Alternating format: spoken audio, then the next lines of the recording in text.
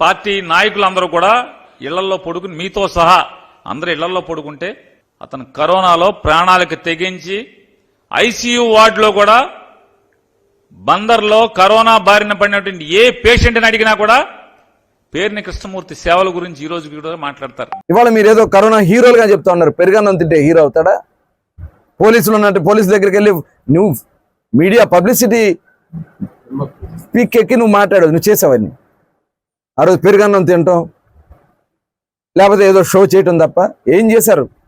నువ్వు నీ కొడుకు చెప్పుకోవాలి, నీ మీద నీ కొడుకు చెప్పాలి, నీ కొడుకు మీద నువ్వు చెప్పాలి. అంతకంటే ఎవరు చెప్తారు? బందర్లో బందర్ను ఒక గంజాయి కేంద్రంగా మార్చాడు. దాడులు ఎందుకు జరుగుతున్నాయి? ఇవాళ అడుగడుగున దాడులు, టాబ్లెట్లు తయారు చేసి మందులో కల్పిస్తామన్నారు మీరు, తండ్రి కొడుకులు ఇద్దరు కలిసి.